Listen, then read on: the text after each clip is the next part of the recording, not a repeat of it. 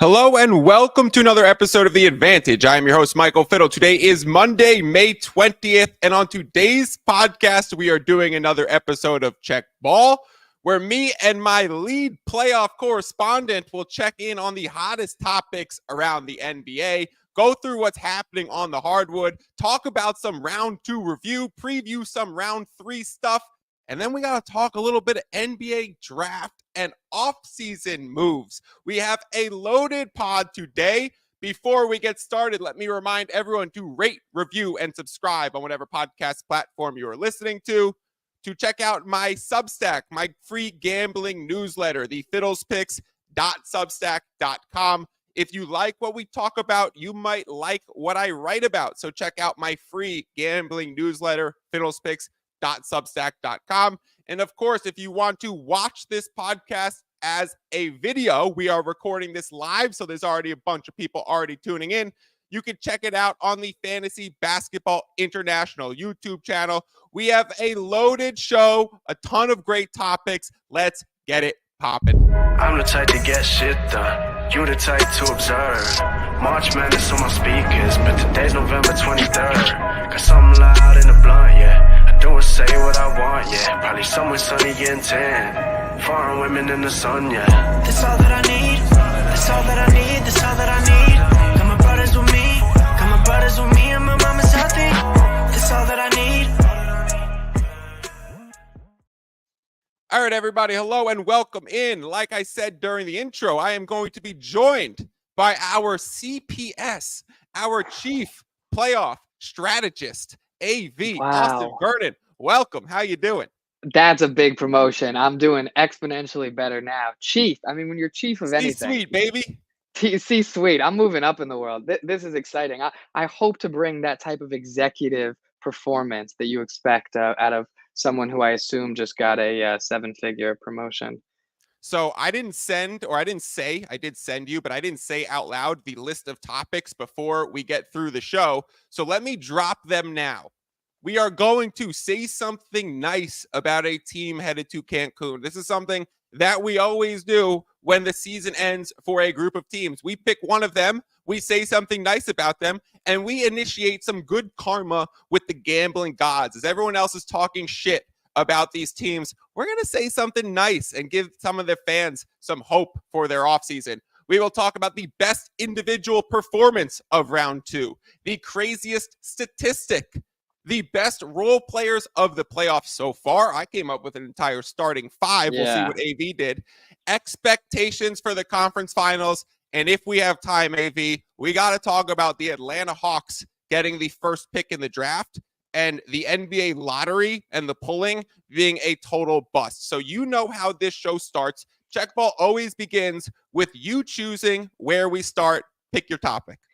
You know, now that I'm a chief, I think I'm going to pick the first 2 topics because I feel like we have to start with praising a team that's going to Cancun. It just makes the most sense. The game's just ended. Let's talk about that first. But I want to, right after that, go to our favorite role players, because that to me is the most fun category you gave us. Awesome. So I'm going to start off with the New York Knicks, and I'm going to say something nice about the New York Knicks as I see you wearing a Brooklyn Nets shirt that might have one day come out of my closet, or 100%. You gave it to me.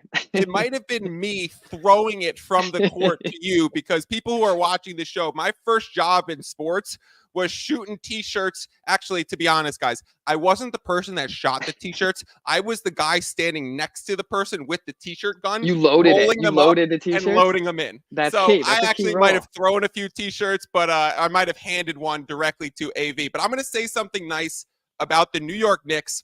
And for the first time, potentially in my life, you could potentially say the Carmelo Amari time, but this is the first time it's really felt like the New York Knicks are an actual destination that free agents are going to want to go to. We saw a few years ago, Kyrie and KD choose the Brooklyn Nets on your shirt over the New York Knicks. And it was a black and white decision that they could have teamed up with DeAndre, who was already on the Knicks. Instead, they all went to Brooklyn. Now, that shit would never happen because we've seen the electric Madison Square Garden. We've seen the culture. We've seen the stability of the front office. We've seen James Dolan in ownership start focusing more on the Las Vegas sphere and less on the New York Knicks. And it's letting Worldwide Wes and Leon Rose and Coach Tibbs and the entire Brunson crew and the Villanova boys are truly making this thing work in New York. So it will be an exciting offseason for the Knicks. And I think we are going to start to hear rumblings of players who actually want to go there. Yeah, I can't say enough nice things about the Knicks. I'm going to piggyback on one thing and then go to the Nuggets because I assumed that you'd pick the Knicks. But a lot of teams went home in these playoffs, and it is normally disappointing no matter how and when you lose. The Knicks were the only team that I saw, and I've seen a lot of elimination games, that even in a devastating loss, a game 7, a game that the fans really believed that they could win, both the game and the series, the fans are on their feet giving a standing O to each and every player at the end of the game, to the team and the organization. Even when it's over, this could be such a either a sad time or sort of I hate my team, like I can't believe they always lose in this type of way type time. And it was just like the way everyone is describing it in New York is just like this season was such a success that like it's the most fun team to root for in New York that we've seen in a long time. And win or lose, it still feels that way. I think part of that is because they're so beat up that it was almost like, what do we even do if we get to the next round? Everyone is hurt. What would we do anyway? So I think that is a bit of a silver lining there. But I'm going to go with Denver because I know this is like catastrophist time and everyone wants to say how this means that their win last year is bogus and they're not a legit contender, blah blah blah. That's bullshit. Obviously, there's so much of the NBA that comes down to misses and makes and chaos and all that. But even with Murray being so hurt, and even with them not replacing Bruce Brown and Christian Brown and Watson not taking a step forward, they still could have won a championship this year, and it like very easily. So I definitely think they're contenders next year. And if either of those things happen, either if they replace Bruce Brown, get him back, get a similar role player, or if Christian Brown or Peyton Watson takes a big step forward, then they're, top 2 contenders with the Celtics. So good luck, everybody. Yep, this is a make or miss league. The Denver Nuggets were a few shots. Jokic was 0 for 7. They had a 20-point lead in a game 7 at home. Their win percentage was probably 98% to move on to the next round. It took an anomaly and it took an historic feat for the Denver Nuggets, AV, to not reach the conference finals for the 5th consecutive year. So I understand that these two markets have like blacked out TV rights because they can't sell out the stadium. Well, holy shit, the teams are fucking good. So get your ass to the arena, support your team. This is a big upswing for both of them. And I'm actually happy. This is something that me and you have discussed so much off air. I think we've discussed it on podcast a few times. But Ant moving on and Jokic not moving on. And for me and you as two people who live and die and care so much about the results, to see someone and the star player who also lives and dies with it and cares so much and talks so much shit, past the guy who says, this is just a job and I'm excited to go back to my home country. Like, I understand Jokic cares and the whole he doesn't care at all. He does. Is ridiculous. I know you know that. But we also know Ant cares 7 times more than him. And so as a fan, it's really fucking cool to see Ant move on too. I could not agree more. That's the thing I'm happiest about. Ant is a star. Him sort of coming out this year. It's amazing. It's I hope that he takes that next step. But looking at the Western Conference Finals, the fact that it's going to be either he or Luka in an NBA championship situation makes me so happy. I can't even put that into words. That's why, like the way you describe it is such an anomaly. What happened last night, because I feel like every single time in that situation, when you're rooting for the team that's in a T-Wolves situation, it's just like it doesn't happen. Whatever. Everything felt like it was like falling into place when Rudy Gobert hit that deep fadeaway. When everything was dropping, all the calls, I was like, is this what it feels like to feel lucky? Like, are things just happening? Is that the best moment in Minnesota Timberwolves franchise history? Did you see the post-game pressers with Ant and Cat being hilarious together? I saw the one where they were talking about, so we got to lose and lose and lose. God damn, how much you want us to lose? I saw that one. I saw Ant being like 6 for 24. I'm trash, bro. I mean, they're funny and it's cool. Like we knew Ant is like this, but it shows how infectious his personality is and how much of an effect he has on the culture. Because Cat has actually struggled in those situations. He hasn't been a media favorite. When he's doing well, he doesn't do well with the media, and when he's not doing well, he does especially unwell with the media. So the fact that just being around Ant has sort of like lifted their whole team up and taught them how to be on and off the court is amazing. Before we get to role players, I want to quickly ask you about a few of these teams that are headed to Cancun, chilling together, getting their pina coladas and hanging out. Jamal Murray's back, correct? Yeah, 100%. Not only because these playoffs were an outlier and mostly to do with his injuries, but because he and Michael Malone have like a serious father-son relationship. There was a period where Jamal thought he was going to be traded and he was nervous and he went to Mike Malone and Mike Malone was like, "No way, I'm going. You're my point guard. I'm going through forever." And they both cried. It's like that's not a normal point guard coach relationship. They're a team. They're not going anywhere. I agree. I think it's a simple try and improve the depth, try and improve some development, and the Denver Nuggets will be just fine and will be there. The OKC Thunder, do you have to be kicking yourself for picking Gordon Hayward over PJ Washington? This is something that me and you on episodes of Check Ball since the NBA trade deadline have been hammering home that any trade that happens in the NBA now needs to be judged through the lens of should OKC actually have gotten that player. Now they lose to the Mavericks because they actually helped facilitate getting Gafford there and helped facilitate getting PJ Washington there. I'm going to go, which side of the spectrum do you more lean on? The OKC Thunder fucked up this year and let it slip and should have pushed some chips in, or OKC is just starting to know what they got. They have a long road ahead of them. They made the right decision by not pushing the chips in this soon. Disagree. I think they fucked up. And I part of that is because I think that they knew by the time that people were making these trades and it was late trade deadline before Dallas had traded for PJ and all those last minute trades went through, they knew that they had a real contender then. So it wasn't like at the beginning of the year when they sort of thought they'd be better this year, but no way they thought they'd have the 1 seed. They knew by then they had the pieces. Specifically, they knew what their needs were, and those were on the market. And not only have you and I had this exact same conversation and talk, like you said, about comparing every trade to should OKC have gone in.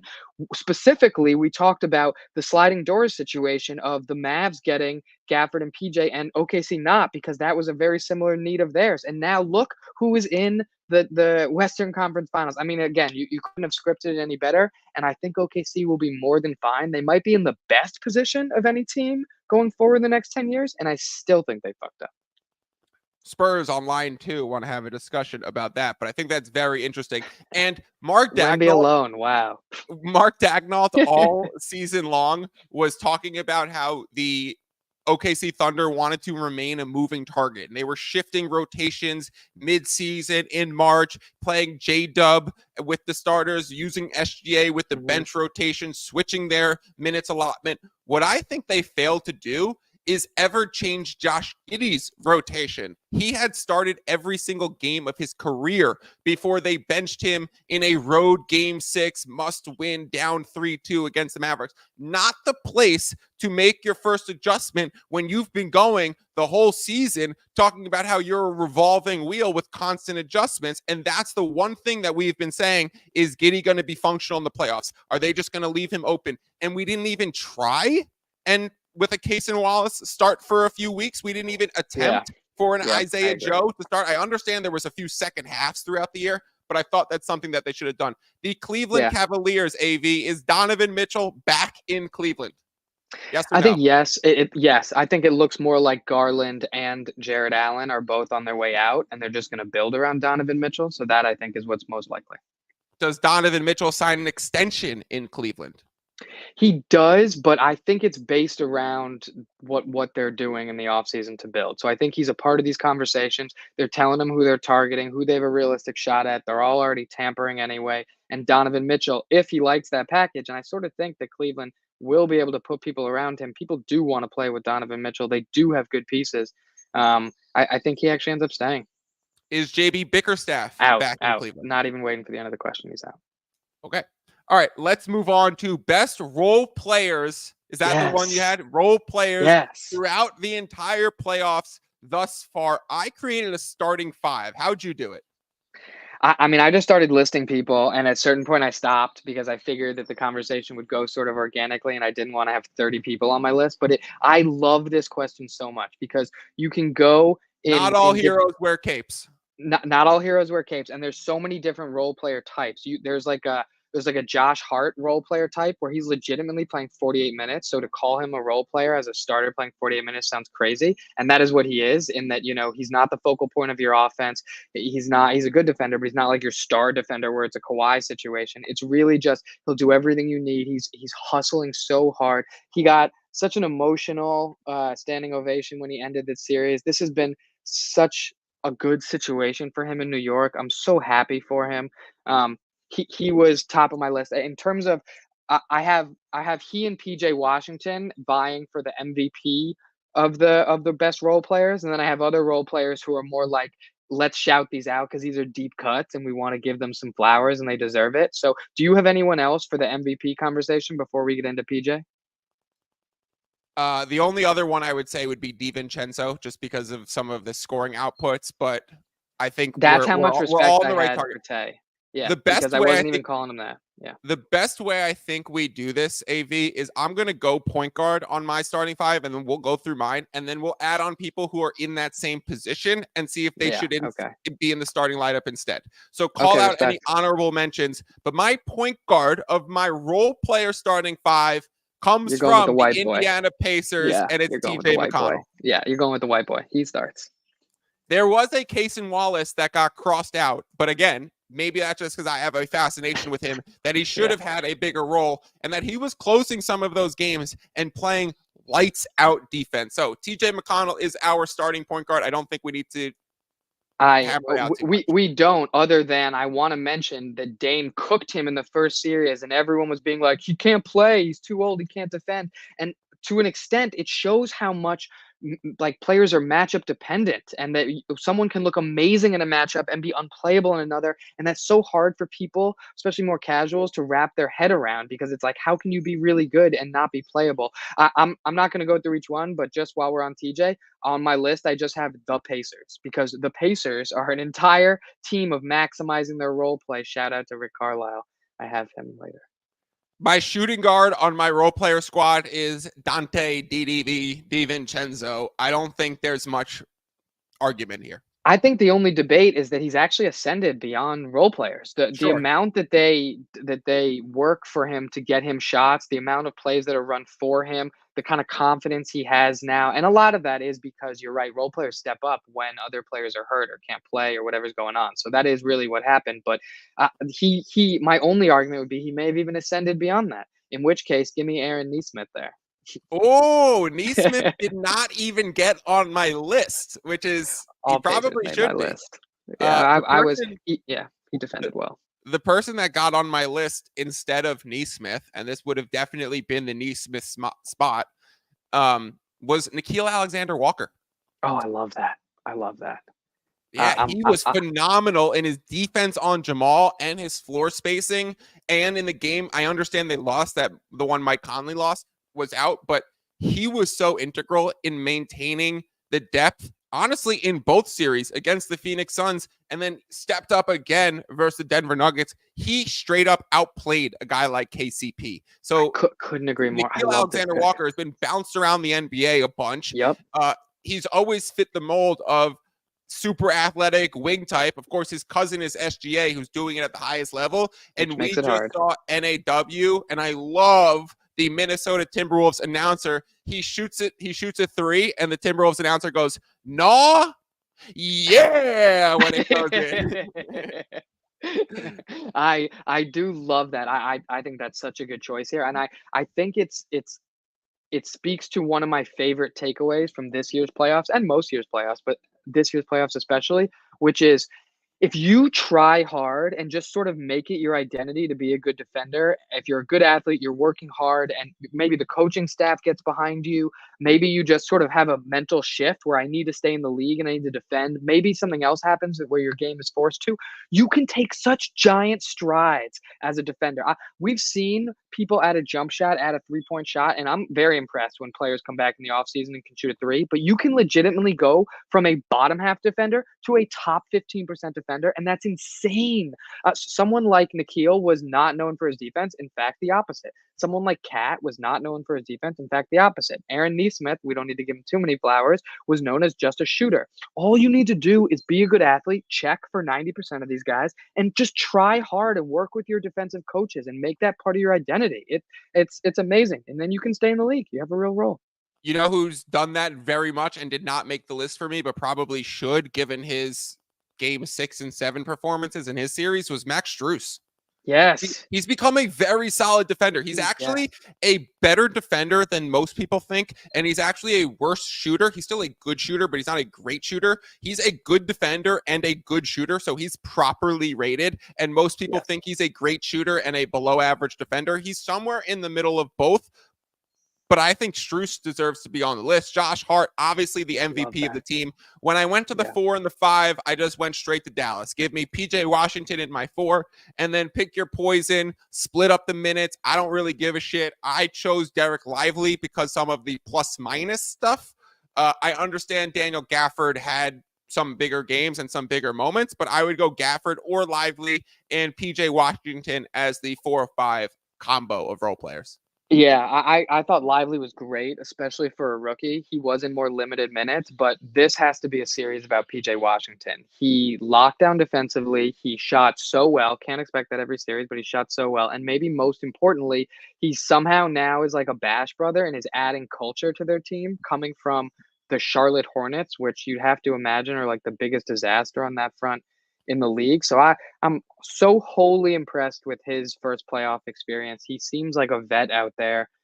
He contributed in so many ways. So I love both of those. I would give an honorable mention because I'm just giving every Pacer a shout out right now to Obi Toppin, who went against his old team and I sort of thought wouldn't match up well in this series and did the opposite. And just again, if he ends up being the kind of guy who's a knockdown 3-point shooter, even though we don't love his stroke and he has to be open, and a freak athlete where you just can't leave him open or let him get a step on you or it's a dunk every time, then that's a role on every team. The only one that I think deserves to be mentioned that we haven't yet is Hartenstein for the Knicks. We'll keep coming back to the Knicks, but it's kind of one of those things that he became so integral to their success that I don't really consider him a role player with what he was doing. I guess he was playing and asked to increase his role. However, he was functioning so much as part of the offense, the high pick and roll, give him the ball at the nail, let him create, let him do a short floater. His rebounding was huge. So Hartenstein, one of the best signings of the offseason last year. I think it was a 2-year deal. So I think he's a free agent. I do think the Knicks will try and bring him back for sure, but he made a lot of money these playoffs if he's headed for a bag. AV, do you want to do craziest stat? Yeah, let's do craziest stat here. And I think it's a pretty basic one. I think we've already even talked about this. We agree. Say it. The Indiana Pacers shoot 67% in a game 7 for their entire team throughout the entire game. We will never see that ever again. I want to ask you, AV, will we see someone break 70% throughout an entire game 7? I understand volume of games matters a lot, but to me, when I saw that, my first reaction was Wilt's 100 will get broken before someone shoots above 70% in a game 7 again. Yeah, it was crazy. It's hard to put into historical perspective whether I think it's going to happen again because these one-off games can happen any time. But the fact that DiVincenzo can go on a wild run like that and it still doesn't matter throughout, and the fact that the game has shifted where they shoot so many more threes now that you would have expected these crazy high field goal percentage games to happen a long time ago when 80% of your shots in the playoffs when it was bruising were at the rim anyway. So it was so unlikely throughout, but I sort of think as I watch this game, even though their freak shooting percentage was what put them over the top, the fact that the Pacers, and I think this is probably a Carlisle thing, had it in them to press up 20 and 15 late in the game and play so much harder than the Knicks. I know the Knicks were beat and hurt and they played too many minutes, but it's so hard not only to keep your foot on the gas, but almost push it down harder. I was so impressed with that Pacers team. I think that no matter what, they learned so much this year. I had the exact same reaction. I said it on a live show. I think it was a Buckets podcast that I did, where the first thing I noted was coming out of the game was good job on Rick Carlisle calling timeouts when they would go up from up 22 to up 18. And it would just be a little 4-point Knicks run, and Pacers would be instant timeout. We're Yeah, not be like, dealing nah. with this shit. Yep. We're actually going to Yep. full court press you, and we're going to lay the hammer on you. I know a sharp guy who took Indiana Pacers minus 8.5 right before the fourth quarter started and was like, the Knicks are fucking cooked. And the lead expanded in the fourth quarter. You would have thought the books were pricing in the Knicks are going to come back with some fight. It did not happen. They were gassed out. I took the Pacers money line at that time. It was a seamless on cruise control victory. I don't think there's really any other major stats. Do you want to go to best performance, or do you feel like best performance is like talked about on so many of the main shows that we should go right to the NBA draft stuff? Yeah, let's only do the best performances quickly because you and I specifically have already given Brunson his flowers. We've already talked about Ant. And I do just want to say that I don't want it to get lost that Joker still probably has been the best player in the playoffs on any team, and his game 5 was That one was of the mine too. craziest playoff performance I've ever seen. And it's weird to say that the MVP is sort of getting thrown to the back burner and doesn't get a lot of media coverage, but he sort of isn't getting enough praise and for averaging a 30-point triple double and not carrying, but carrying a little bit a Murray-less Denver team. Yep, I had the exact same one. It was, I mean, we did this for round 1. So we talked about Brunson's explosions. We talked about Donovan Mitchell's explosions. We talked about some of those other spots. I guess in round 2, it would have to be Jokic. You could potentially say SGA for some of these one-offs, but it's hard to spend a lot of time doing a topic where the best performance probably came from players that were ultimately on the losing teams. Maybe PJ Washington has just straight up the best performance, but he's, again, a role player who's getting so much from what Luka did. AV, me and you love the NBA so much. We talk about this shit all the time. I read the stuff every day. I'm in the weeds with the odds all the fucking time.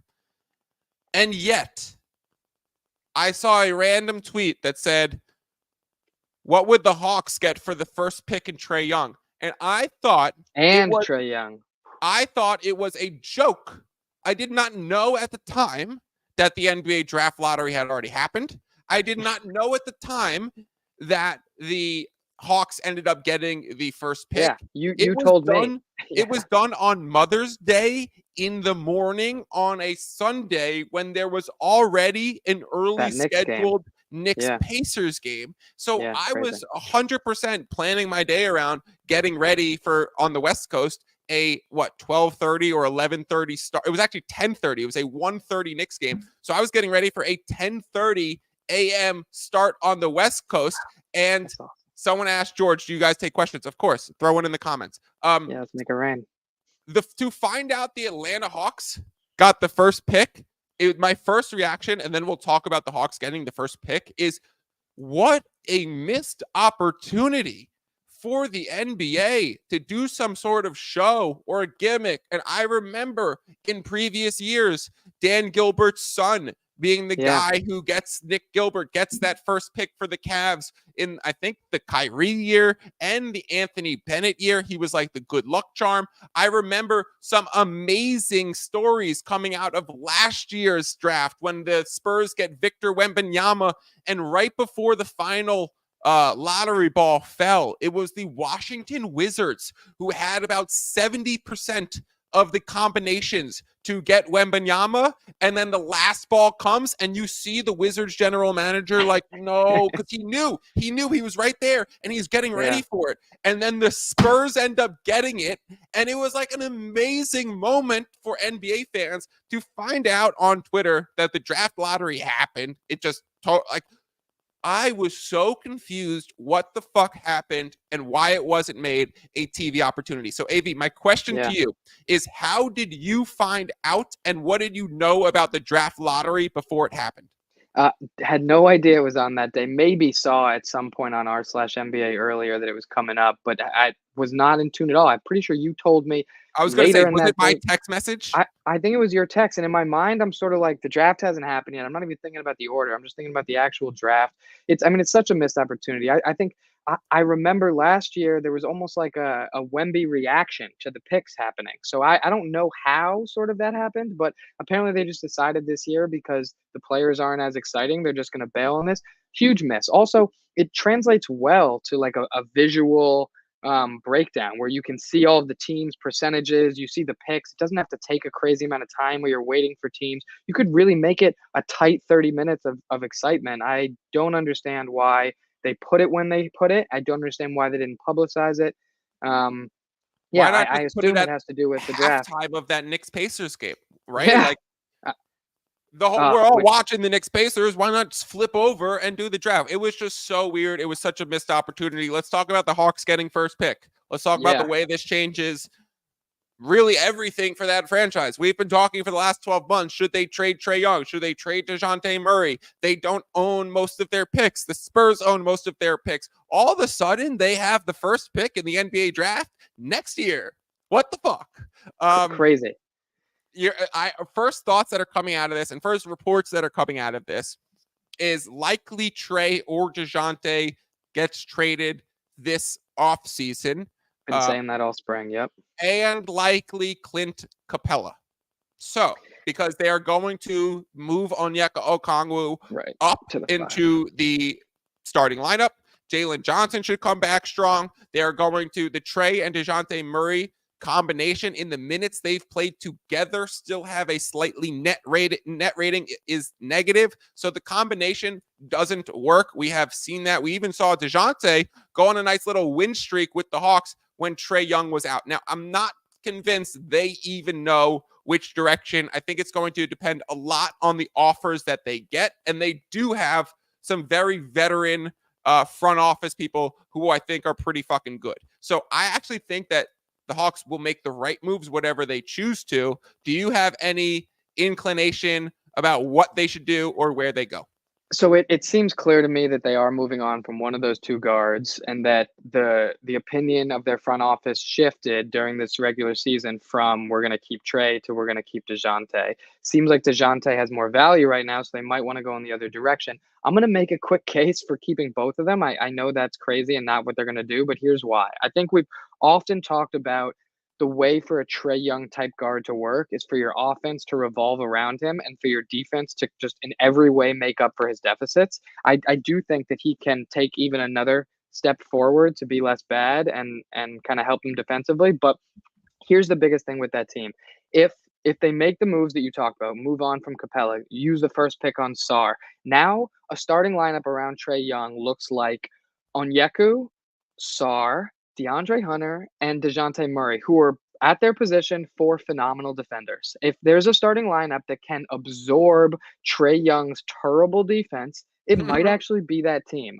I know that that's weird to say. So you were saying just take the same team as last year, put the first overall pick, a rookie on a team with a meh culture, and it'll be better. And I sort of think it will. I think that is a good core. If you add a good scoring piece off the bench, Bogey's going to have a better season this year. And that's not a bad team. I get why people want to pair Trae Young and Wemby. I don't know that San Antonio wants that, though. The reports are they don't, but of course you have to just immediately speculate when a big trade name comes. If the report comes out that they're not that interested, they might be negotiating already through the media. So it'll be one of those things that I kind of want to wait and see it develop. I do think Sarr is the first pick, AV, and his odds are floating around minus 180, minus 200, which is like roughly a 2/3 chance that he ends up becoming the first pick in implied probability. I am looking deeply into this because it seems like there actually might be value there. I'm surprised it's minus That 180, minus yeah, 200, when every single pundit that I've says heard, them. every Yep. single mock draft, it's like 100% SAR is the number one. So why am I paying 65% implied probability in odds when the experts say it seems already 95% consensus? So I think there's a potential chance that we see SAR and we see a bet coming from Fiddle's Picks in the next few days in that direction. Before we get out of here, I want to tell you something really cool. Yeah, what you got? We have a conversation going on in our comments live right now because we got a question from George, and we'll answer this. But George says, chances the Pacers get swept. Now, we're going to answer that in 1 second before we get out of here, George. But I just want to show this to AV because I know he's going to find this cool. George says, I'm a blackjack dealer in Vegas. Davis responds, I've been wanting to go to Vegas. Do you have any recommendations? George says, how well do you know your way at blackjack table? You noob. Davis is a dealer in Atlantic City. We have two dealers in this. So we have two blackjack dealers watching live. That's honestly fucking hysterical, guys. You can also reach out to me. I have a bunch of Vegas recommendations that people have sent my way over the few years. Chances the Pacers get swept, AV. Answer this for George. Yeah, I think it's unlikely. I think most of that is because of how hard teams play in the playoffs, especially when your back is against the wall. And there's a reason that the gentleman's sweep is called a sweep, essentially, because a lot of times you'll have a team that's just so much better and you still can't get the sweep just because a combination of chaos. We talked about this is a bit of a miss or make league. You could be on any night. And it's sort of embarrassing to lose that many times in a row. Not only is it hard for even a great team to sort of lock in that way and dominate for 4 games in a row, but it's hard on the other side to let that happen. You would almost scrounge and fight harder before it would. And even though I think that the Celtics are so much better than the Pacers here, I also want to say that Rick Carlisle maybe has been the best coach in the playoffs so far. So I'm not going to say he's going to get swept. Yeah, they're not going to get swept. Do the Celtics fucking sweep teams? No, there's just too much shooting variance in the NBA to really think that any teams get swept. It would be poor shooting variance or good shooting variance for the Celtics, poor for the Pacers for that to actually happen. I don't think it's that much of a talent discrepancy thing, even though the Boston Celtics are way better than the Indiana Pacers. They're not going to have Tingus Pingus to start the series. I am already on the Boston Celtics -9 for game 1. I still think that's playable. This is a tough rest and travel disadvantage for the Pacers in game 1 after a game 7 in New York when they've been traveling every single day since game 4. Meanwhile, the Celtics ended game 5 in Boston and have been home resting ever since. So I think this is a really strong Boston opening spot, and I'm on Boston game 1. I'm on Boston for the series, but they're all individual bets. And there was someone else that reached out to me saying, would I bet specifically Boston 4-1, Boston 4-2, Boston 4-3? I'm not taking any of them. I'm simply playing Boston in game 1 as a straight bet and Boston in the series as a straight bet. I have a Pacers future 500-1. A bunch of people reached out to me. What would you do with that Pacers future 500-1? And they're sending me their tickets, AV, which I've like $200, $300 on the Pacers 500-1 with like 20, 30, $40,000 potentially in winnings on the other side. I tell those people, go put a few $1,000s on the Celtics to win the series. Think ahead that if the Pacers do win the series, they are probably going to be the favorite on the other end. Whoever comes out of the West will be around a -500, -600. So calculate that into your odds in case the Pacers go on. What would your next hedge look like? And you're starting to use this process with our blackjack tables, blackjack dealers here, using the martingale hedge, where every time you're going to hedge, you play back all that you've lost already. So we can do that given where we are and our risk versus reward with this ticket. Now, you shouldn't normally martingale because you'll get fucked on a bad run and you'll lose really quickly or you'll win really slowly. AV, that's going to end it for today on the show. We ended up having a little bit of a a dispute in the The comments. chat is popping. The chat George is popping. says you're I've a barely poor been able man's to pay attention Vegas. to you. I'm just reading the I'd chat. run your pockets. This is fucking hilarious, guys. I appreciate it. Come back next week. Me and AV will be doing more check balls. I'm actually going to be doing a live show tomorrow, 12 noon Eastern times, with 2 other professional gamblers, Drew True. Johnson and Mike Levy, and we will be breaking down round 3 prices, props, and all of that stuff. So thank you as always for tuning in. Thank you to AV for joining me as always, and to our guests, peace out. I'm the type to get shit done. You the type. That's the wrong outro. You just listened to another episode from the Fantasy Basketball International Podcast Network. Thanks for joining us. And for more information about joining our community, please check out our website at fbibasketball.com. Yeah.